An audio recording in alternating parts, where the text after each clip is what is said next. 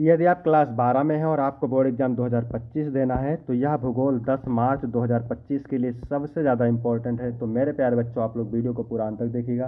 पूरा पेपर एकदम अच्छे से सॉल्यूशन के साथ आपको बताने वाले हैं। समय 3 घंटे 15 मिनट होता है और पूर्णांक 70 का होता है। यहाँ पर निर्देश देख लेते हैं। प्रारंभ के 15 मिनट परीक्षार्थियों को पेपर पढ़ने के लिए निर्धारित है। मेरे प्यारे बच्चों, सभी प्रश्न अनिवार्य है। प्रश्न संख्या 1 से 8 तक बहुविकल्पीय प्रश्न है, एक एक नंबर का। और प्रश्न संख्या 9 से 16 अति लघु उत्तरीय प्रश्न है, 2 नंबर का। और जिनका उत्तर आपको 20 शब्दों में देना है। 17 से 22 लघु उत्तरीय प्रश्न है, जिनका उत्तर आपको 50 शब्दों में। और 23 से 24 विस्तृत उत्तरीय प्रश्न है, जिनका उत्तर आपको 150 शब्दों में देना है। 25 से 26 मानचित्र हैं। सभी प्रश्नों के निर्धारित अंक उसके सामने अंकित हैं। तो सभी लोग वीडियो को कर देंगे लाइक। चैनल पर नए होंगे मेरे प्यारे बच्चों, चैनल को सब्सक्राइब कर देंगे, वीडियो को शेयर कर देंगे। चलिए शुरू करते हैं। सबसे पहले बहुविकल्पीय प्रश्न, ठीक है। प्रश्न नंबर 1 है, भारत में जूट का उत्पादन सबसे अधिक कहाँ होता है?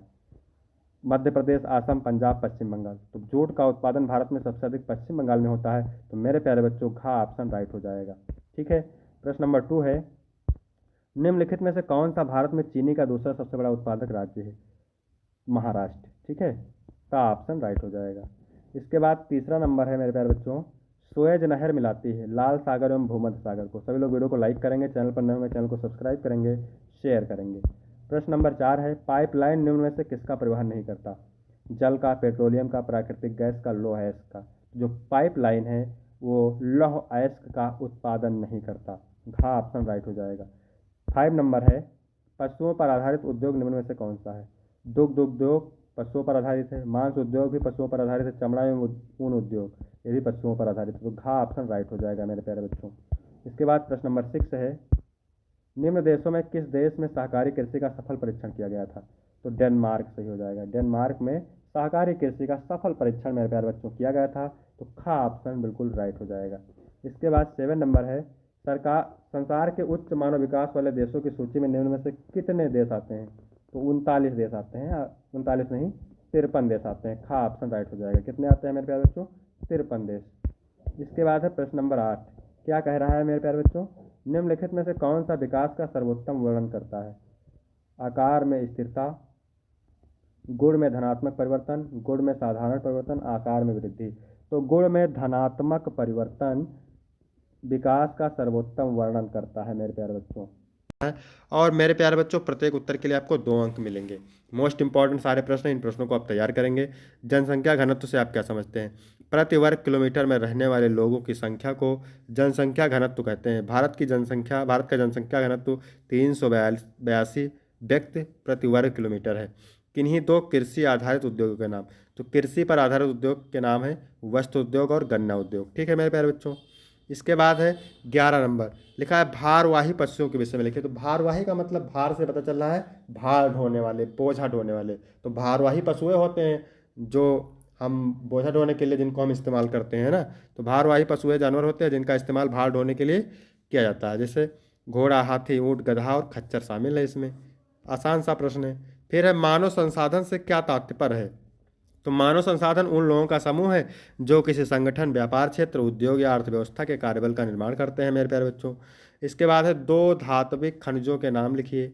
तो 2 धात्विक खनिज हैं, लोह अयस्क और बॉक्साइट। लोह अयस्क और बॉक्साइट 2 धात्विक खनिज हैं। पृष्ठ प्रदेश के अर्थ को स्पष्ट कीजिए। पृष्ठ प्रदेश के अर्थ को स्पष्ट कीजिए। किसी निश्चित भूभाग का वह प्रदेश जहाँ की जलवायु, वन एवं जीव में अनुकूल समानता हो, तो यह पृष्ठ प्रदेश कहलाता है ना। इसके बाद है 15 नंबर, भारत में जल प्रदूषण के 2 कारण बताइए। तो भारत में जल प्रदूषण के 2 कारण निम्नलिखित है। पहला है कृषि क्षेत्र में अनुचित गतिविधियाँ, दूसरा है नदियों के पानी की गुणवत्ता की कमी। इसके बाद है 16 नंबर, मापने का प्रयोग किसके लिए किया जाता है? तो मापने का प्रयोग मानचित्रों पर धरातल की दूरी पता लगाने के लिए किया जाता है। मापने का प्रयोग मानचित्रों पर धरातल की दूरी को पता लगाने के लिए किया जाता है। फिर लघु उत्तरीय प्रश्न है, ठीक है। तो लघु उत्तरीय प्रश्न उत्तर आपको 50 शब्दों में देना है और प्रत्येक उत्तर के लिए आपको 4 अंक मिलेगा। मानव भूगोल की प्रकृति का वर्णन कीजिए। तो मानव भूगोल भौगोलिक विज्ञान की वह शाखा है जो मानव और पर्यावरण के बीच संबंधों का अध्ययन करती है। इसकी प्रकृति द्विविधात्मक है जो प्राकृतिक और सामाजिक विज्ञान दोनों से जुड़ी है। यह स्थानिक वितरण, सांस्कृतिक विविधता, आर्थिक गतिविधियों और पर्यावरणीय प्रभावों का विश्लेषण करता है। यह मानव और उसके पर्यावरण के संबंधों को समझने के लिए पर्यावरणीय नियतिवाद और संभाव्यवाद जैसे दृष्टिकोण अपनाता है। इसके बाद है 18 नंबर, अंतर्राष्ट्रीय व्यापार का महत्व। तो अंतर्राष्ट्रीय व्यापार का महत्व निम्न है। पहला महत्व है मेरे प्यारे बच्चों, अंतर्राष्ट्रीय व्यापार विभिन्न देशों के बीच वस्तुओं, सेवाओं, पूंजी और प्रौद्योगिकी का आदान प्रदान करता है। इसका महत्व निम्नलिखित है। पहला है आर्थिक विकास। यह देशों को अपनी अर्थव्यवस्था को सुदृढ़ करने में मदद करता है, यानी मजबूत करने में मदद करता है। दूसरा है विशेषज्ञता और दक्षता। देश अपनी विशेष क्षमताओं वाले उत्पादों के निर्माण पर ध्यान केंद्रित करते हैं। इसके बाद है विदेशी मुद्रा अर्जन। व्यापार से विदेशी मुद्रा का प्रवाह बढ़ता है। इसके बाद है रोजगार सृजन। यह रोजगार के नए अवसर पैदा करता है। फिर है सांस्कृतिक आदान प्रदान। व्यापार के माध्यम से विभिन्न संस्कृतियों का आदान प्रदान होता है। इसके बाद है 19 नंबर, भारत में ग्रामीण बस्तियों के प्रकारों का वर्णन कीजिए। तो भारत में ग्रामीण बस्तियों के प्रकार भौगोलिक और सामाजिक प्रकारकों पर आधारित हैं। इनके प्रकार मुख्य हैं। कौन कौन से हैं? पहला है साकेंद्रित बस्तियाँ। साकेंद्रित बस्तियों में घर एक स्थान पर समूहबद्ध होते हैं। विकेंद्रित बस्तियाँ, विकेंद्रित मतलब घर दूर दूर बिखरे होते हैं। रैखिक बस्तियाँ, घर सड़क या नदी के किनारे पंक्तिबद्ध होते हैं। क्लस्टर्ड बस्तियाँ, समूह में परंतु असंगठित रूप में फैली होती हैं। इसके बाद है 20 नंबर, भारत में पेट्रोलियम संसाधनों पर संक्षिप्त टिप्पणी लिखिए, विस्तृत टिप्पणी। तो भारत में पेट्रोलियम संसाधन मुख्य रूप से दुबई, हाई, गुजरात, राजस्थान, असम और पूर्वी तटीय क्षेत्रों में पाए जाते हैं। यह देश की ऊर्जा जरूरतों का 30% पूरा करता है और औद्योगिक व परिवहन क्षेत्र में महत्वपूर्ण भूमिका निभाता है। हालांकि भंडार सीमित है और 85% तेल आयात पर निर्भरता है। पेट्रोलियम का उपयोग पेट्रोकेमिकल्स, उर्वरक और ऊर्जा उत्पादन में किया जाता है, जो आर्थिक विकास में योगदान देता है। इसके बाद है 21 नंबर, भौगोलिक सूचना तंत्र के महत्वपूर्ण घटक क्या हैं? तो भौगोलिक सूचना तंत्र के महत्वपूर्ण घटक, भौगोलिक सूचना तंत्र एक ऐसी प्रणाली है जो भौगोलिक डेटा को संग्रहित, प्रबंधन, विश्लेषण और प्रस्तुत करने के लिए उपयोग की जाती है। इसके 5 प्रमुख घटक निम्न हैं। पहला है हार्डवेयर। क्या है मेरे प्यारे बच्चों? हार्डवेयर। ये जो हार्डवेयर को संचालित करने के लिए कंप्यूटर, सर्वर और अन्य उपकरण आवश्यक है। सॉफ्टवेयर डेटा संग्रह, प्रबंधन और विश्लेषण में मदद करता है। डेटा का मुख्य आधार स्थानिक और गैर स्थानिक डेटा है, जैसे मानचित्र, सैटेलाइट इमेज और सांख्यिकी जानकारी। इसके बाद है मानव संसाधन। पेपल GIS प्रणाली को संचालित करने और डेटा का विश्लेषण करने के लिए प्रशिक्षित व्यक्तियों की आवश्यकता होती है। इसके बाद है मेरे प्यारे बच्चों 22 नंबर, क्या कह रहा है? उपग्रह संचार के महत्व का वर्णन कीजिए।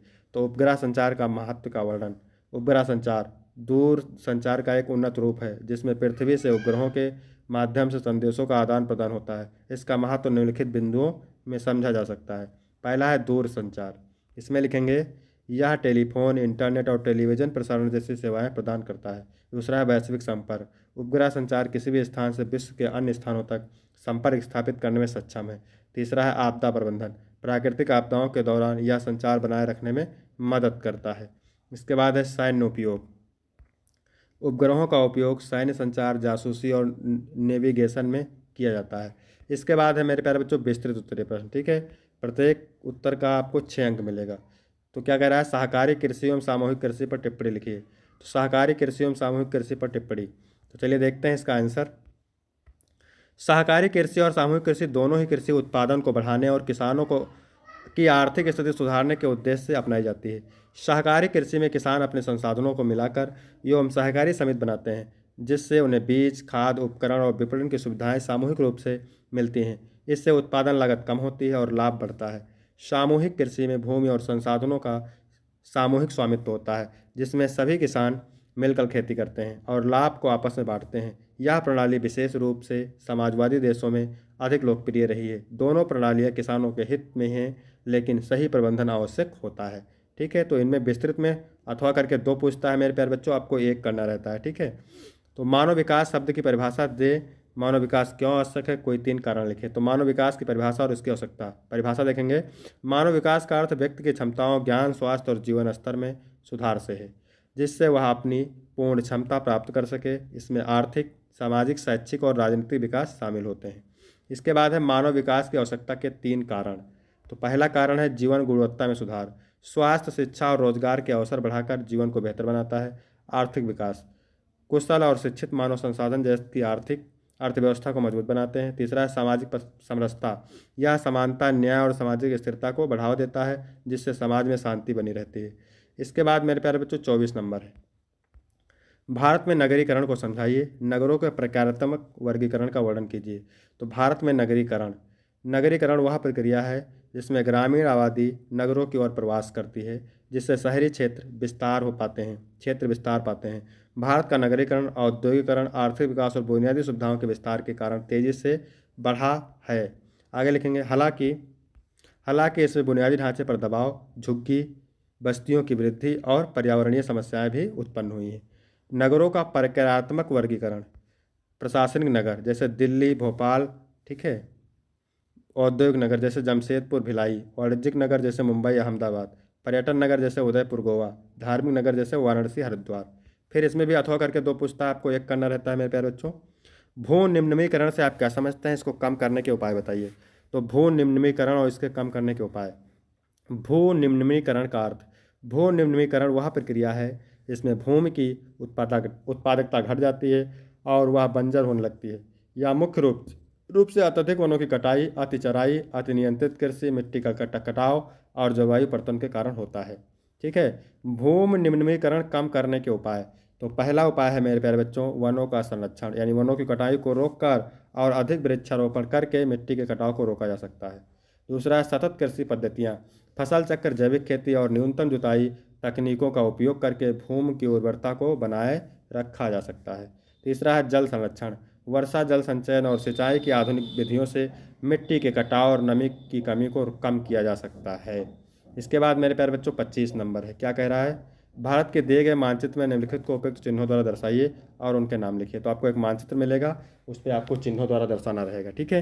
तो विश्व में सबसे अधिक जनसंख्या वाला देश भारत, एशिया का सबसे अधिक मानव विकास सूचकांक वाला देश सिंगापुर, विश्व में रोपण कृषि का एक देश मलेशिया, चीन का राजधानी नगर बीजिंग, विश्व का सबसे बड़ा मेगा नगर टोक्यो। ठीक है मेरे प्यारे बच्चों। इसके बाद है 26 नंबर, ये क्या कह रहा है, विश्व के दिए गए रेखा मानचित्रों में निम्नलिखित को उपयुक्त चिन्हों के द्वारा दर्शाइए और उनके नाम लिखिए। ठीक है। तो यहाँ पर ये भारत का है, ठीक है, भारत का है, ठीक है, नहीं ये विश्व का है, ठीक है, भारत का नहीं है, ये विश्व का है। ये किसका है, विश्व का है, ठीक है। और दूसरा वाला भारत का है, ठीक है। भारत के दिए गए रेखा मानचित्रों में निम्नलिखित को उपयुक्त चिन्हों के द्वारा दर्शाइए और उनके नाम लिखिए। तो सर्वाधिक जनसंख्या वाला राज्य उत्तर प्रदेश, सबसे अधिक जनसंख्या घनत्व वाला राज्य बिहार, भारत में पेट्रोलियम उद्योग एवं का केंद्र बड़ोदरा, सर्वाधिक मानव विकास सूचकांक वाला राज्य केरल, और उड़ीसा एक प्रमुख बंदरगाह पारादीप। तो मेरे प्यारे बच्चों यहाँ तक वीडियो कंप्लीट होता है। वीडियो कैसा लगा, वीडियो अच्छा लगा हो तो वीडियो को लाइक करेंगे, चैनल को सब्सक्राइब करेंगे, शेयर करेंगे, कमेंट करेंगे। फिर मिलते हैं आपको अगले वीडियो में, तब तक के लिए जय हिंद, जय भारत।